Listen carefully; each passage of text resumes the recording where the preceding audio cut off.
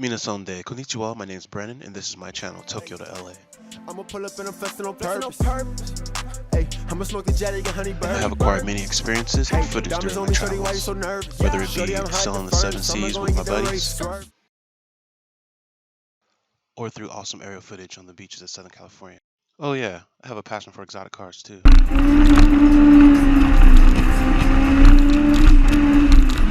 I keep up with Sabrina, she walked too damn fast. So this is my life. Parties in Tokyo, good times with friends, back to LA, beautiful views.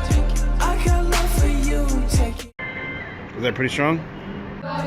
Did I mention I play college football? Swole Bros in this bitch. King Hearn. You can catch me pretty much anywhere in the world. Go ahead, do 360. If you enjoyed this intro and would like to see more, check out the full version in the intro only video. Let's do this.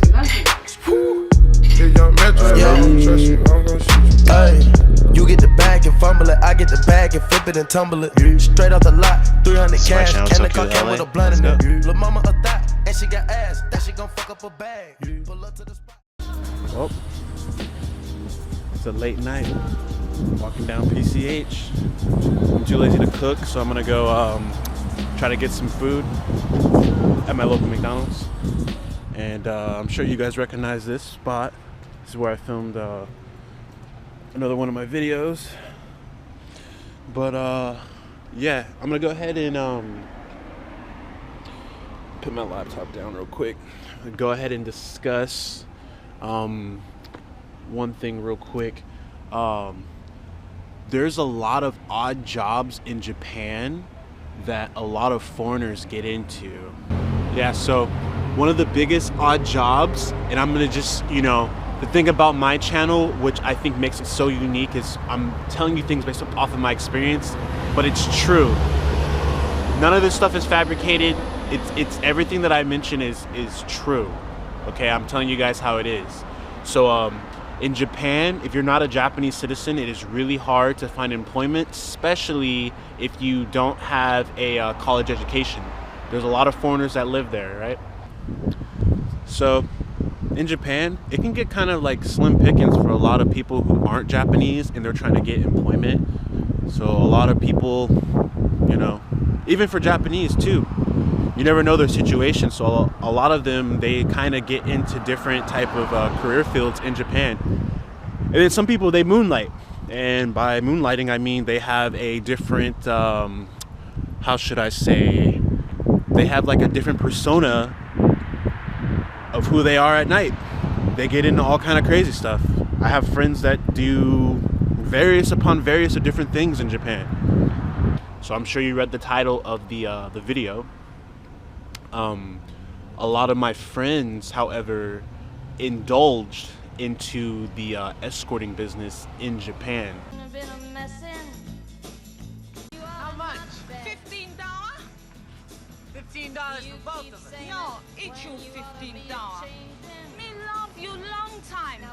Me so horny. Damn! Now, Japan, unlike a lot of other countries, because I've traveled pretty much everywhere. I've traveled to all over Asia. I've been like Australia, pretty much a lot of locations in Europe.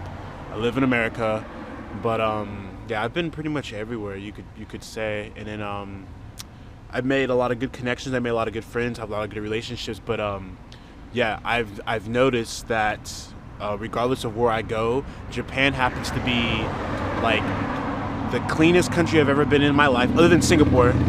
Cleanest country I've ever been in my life. And they have different structures to their version of what we would call prostitution here.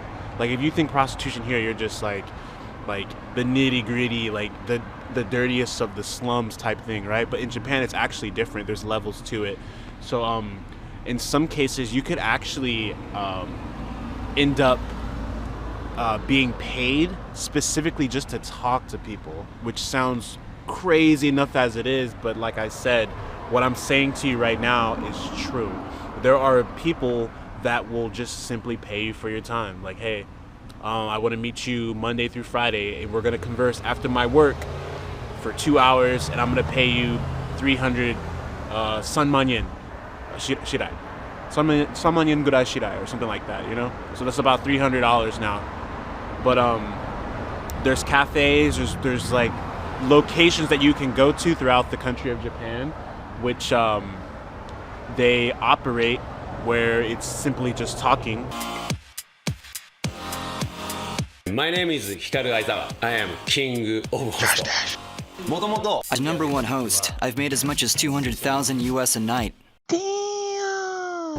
Or they have their version of buy me drink bars. You go there, you're required to buy a drink, and then you consult with individuals there at that particular establishment. But Japan is so unique that it's, for that type of country, that type of work is not too frowned upon, but it's not talked about a lot though. It's kind of, you know that it's being conducted, and there's it's just like advertisement throughout America. So just like over here, it's a shopping center. So you have like Rite Aid, and you know, you just have like Panda Express and stuff like that. But in Japan, you'll see like complexes or whatnot, and there will be Hostess bars.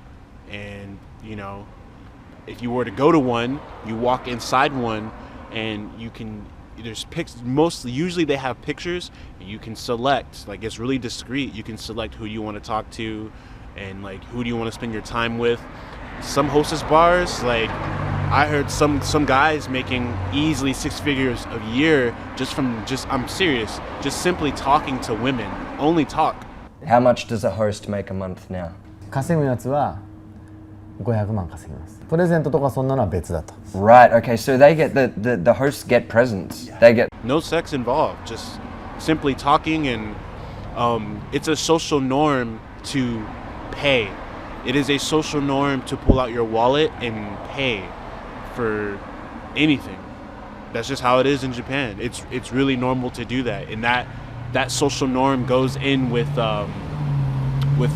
people and their time. Now, don't get me wrong, I do have friends, both male and female, that have both indulged in the, not just the talking portion of it, they also did the more than talking portion of it, and they were more than happy to share their stories with me.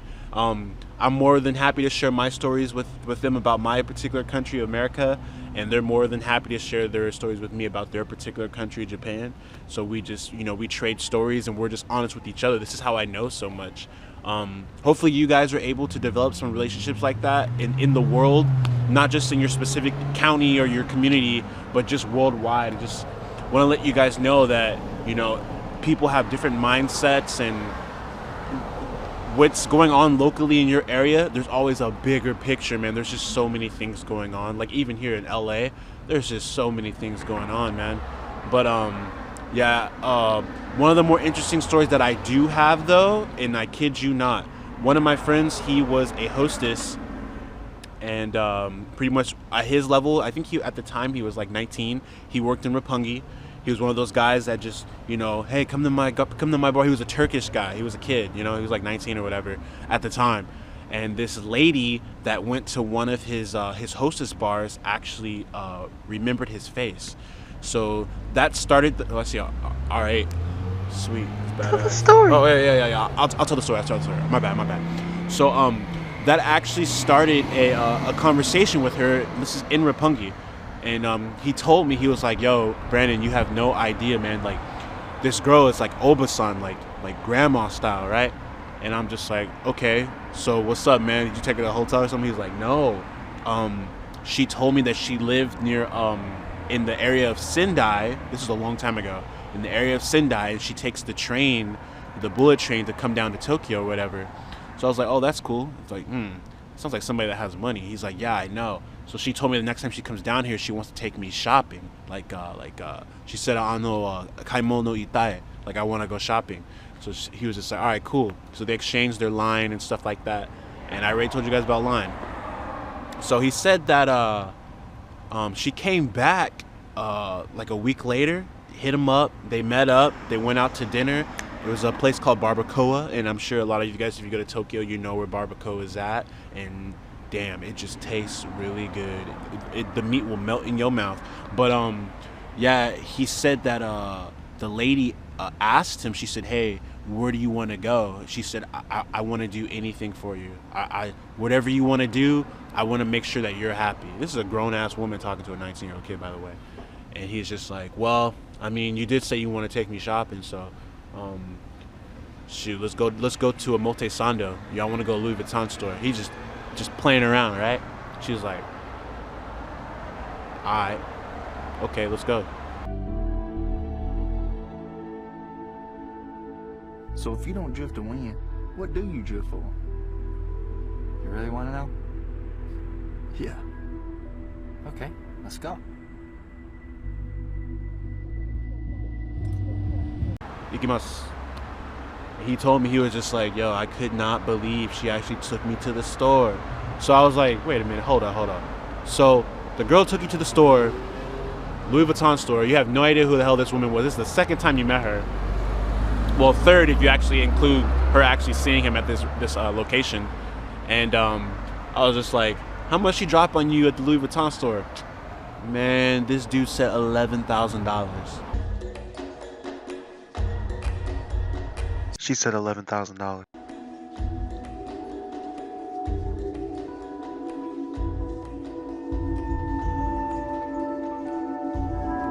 You better get that money. Alright. I was like, what the fuck? And I said, "Dude, out of all the guys, out of all the Turkish guys, because you ain't the only one, out of all the Turkish dudes, why did she choose you?" He said, "Bro, I ain't even gonna lie." He said, "I look like Neymar." I was like, man, what the f? I was like, "Are you serious?" He was like, "Yeah." And I said, "Bro, you really got 11 grand worth of Louis Vuitton shit?" He was like, "Yeah." And I was like, damn, bro. Shit, I might need to switch my career field and get in that hostess game, But yeah, it's a pretty interesting story. He was right off the back, it was quick. And he was just reminding me, he's been living in Japan a little bit longer than I have. He was just reminding me, he was just like, "Yo, Brandon, I'm just letting you know, like, in this country, it's normal for, you know, people to pay like that." They, you know, and who knows her situation, because he did mention, he was like, "Yo, she doesn't live in Tokyo, right? She takes the bullet train down here. You really don't know her status, because she's leaving her prefecture of Japan to come down to Tokyo, you know, where people don't really know her." And that actually happens a lot. A lot of girls will travel throughout Japan to different prefectures. That's a red flag. That's something to keep in mind, because girls don't want to be seen by people they know, so they'll travel to different prefectures to like be a different person. When girls do get caught up though, it's like they all go to the same acting school, man. They all have the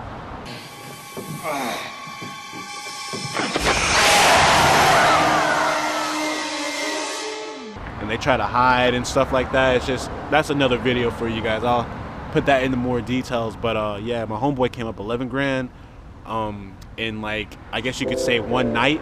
Just letting you guys know the type of employment that some foreigners do get into. And it's not specific to just foreigners. Other Japanese people, they do it as well too. Typically it's only Japanese that do the hostess in Japan. The women and the men that want the foreigners have to go to the specific locations that offer foreigners.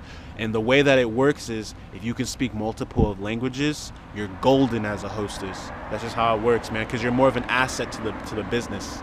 You can provide more to the customers, so they're gonna use you more. For, you know, your facial features, if you're masculine, it's just something that a lot of people do, man. So just letting you guys know. I'm gonna go over there and go eat, and I'll catch you guys later. Take it easy. Tokyo, LA. Peace out.